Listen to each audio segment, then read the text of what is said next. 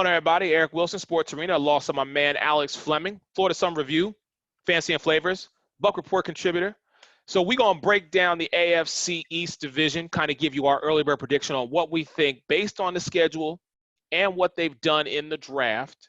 We're going to give you our thoughts on what we think their schedule is going to be. My man, Alex Fleming over here. What's up, bro? How are you? Drinking. Hey, at least you staying safe and you at home. That's the important thing. So, bro, let's get to my man, there it is. Let's get to this AFC because it's a new look AFC. It's a new dawn, it's a new day, and I think Buffalo is definitely the team on the rise. I know our man Mookie Hawkins would definitely not disagree with that fact, but looking at the Buffalo Bills schedule and the additions that they've made to this team, bruh, I'm going to tell you right now, straight up, I can see Buffalo 11-5, man. Okay, we're in agreement. Buffalo's the best team in this division. Okay, fine. Now that that's out of the way, what's changed with the AFC East? Now, Tom Brady's no longer in New England. Someone's finally going to win the division for the first time since, 2003 or 4 or something? Okay, Jets still suck. Things haven't changed. But who's to say that Buffalo's going to be a powerhouse in the AFC East? Their schedule is not a cupcake schedule. It's not. They actually have a bit of a nasty schedule. Nah, I don't think so. Looking at this, I really don't think so. 2 divisional games to start the system off against the Jets and the Dolphins. That's 2 wins right there. Yeah.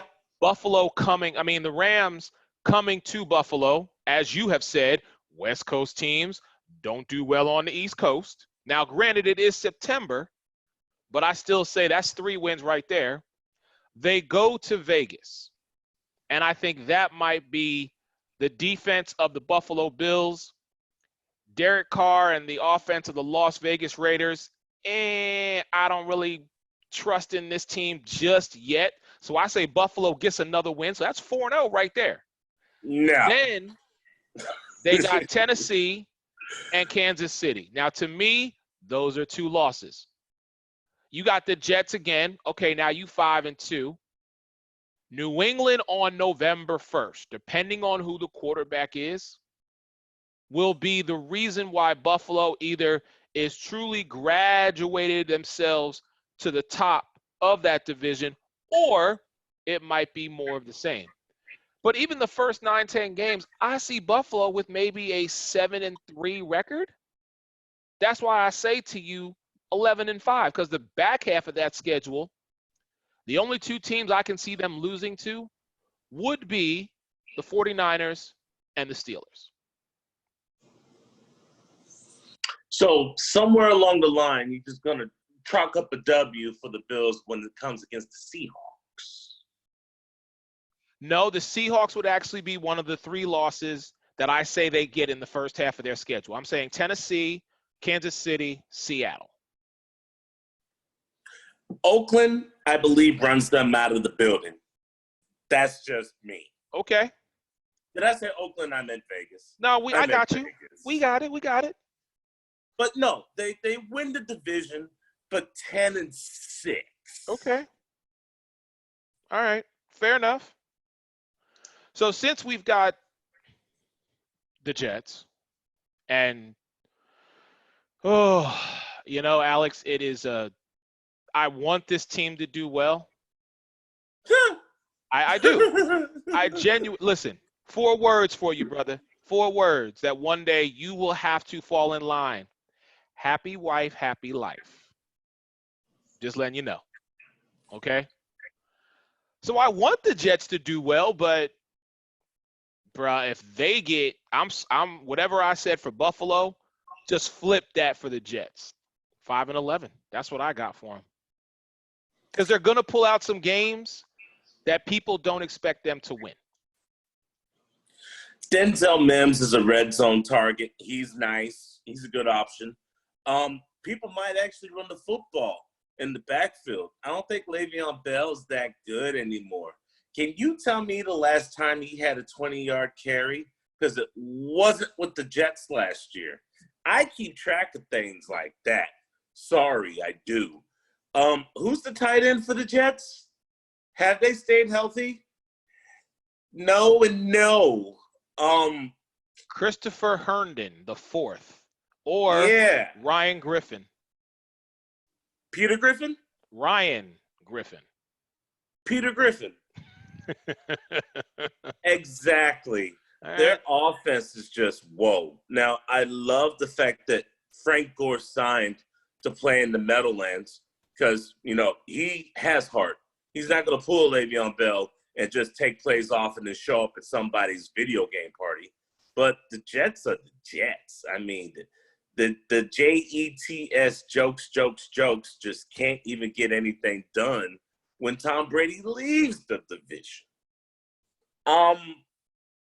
I got them going 5-11, maybe, and I'm being nice, maybe 6-10.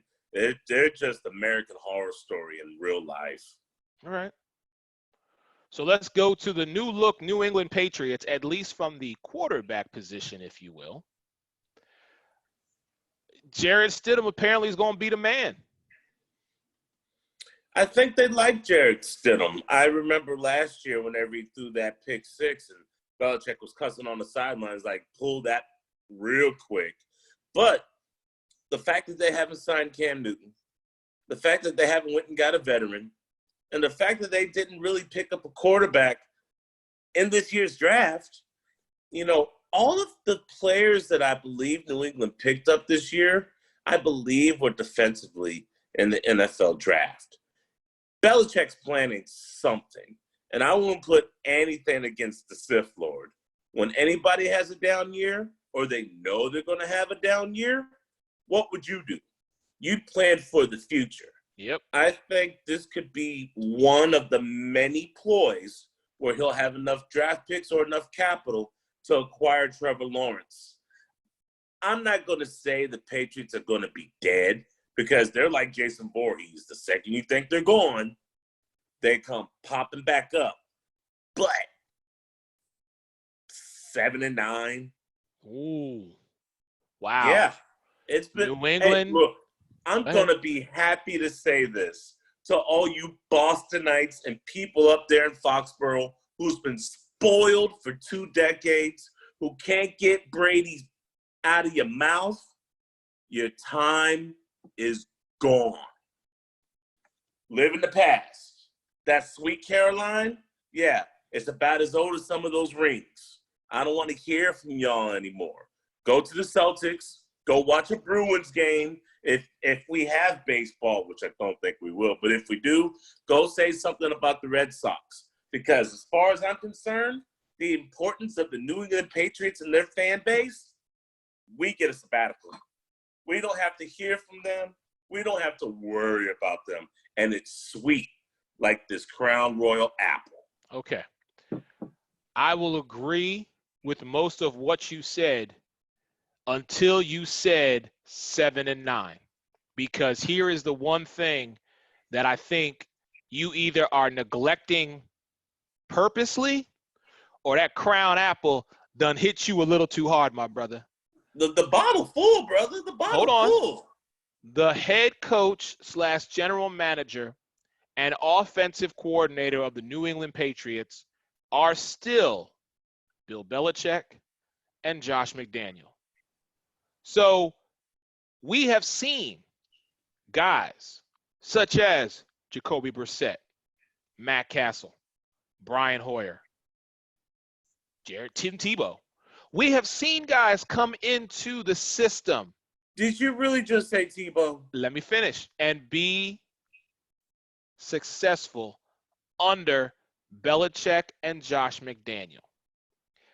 That being said, there is no way that I can give the Patriots anything less than an 8-8 record because of the genius that is Belichick and the offensive guru that is Josh McDaniel. But I will agree with you. Their time much like Harvey Weinstein's, is up. There's a new king in the AFC East.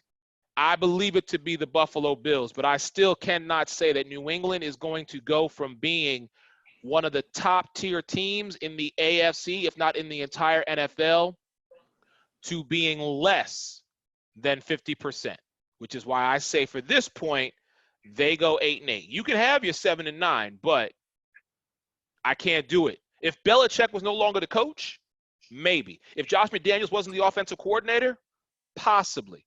But the fact that the two of them are still there, and we've seen them, what they were able to do when Brady was not playing, still says to me, they at least 500. No, they ain't. Okay. And I'll tell you why. I usually say no, they're not, but I went ignorant and said no, they ain't, because I stand by this. Sure. Do you know who led that division in rushing? Sony Michel with 912 yards. Okay. That's horrible. I wouldn't touch him in fantasy with the 10-foot pole or with Earl Thomas's brother. Take that how you want to. The tight end position that New England desperately has been missing. Yeah, they haven't fixed that. And Asi, he's going to be a rookie. He's going to get his welcome to the NFL. N'Keal Harry might be a good wide receiver, but the guy throwing him the football, that's not Brady. Hell no, that's not Brady. Julian Edelman, that thug who likes to beat up BMWs and cars in California, I think he might have lost a step. He's not the same. And I hope and pray that he doesn't try to go to Tampa.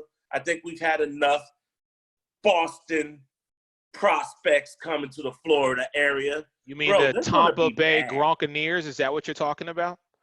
Yeah, the Tampa Bay Patriots. But No. It's the Tampa Bay Gronkaneers. Come on now. You can't pay me to say that. Here's my point. They're not going to be that good on offense. Yeah, they'll have trick plays.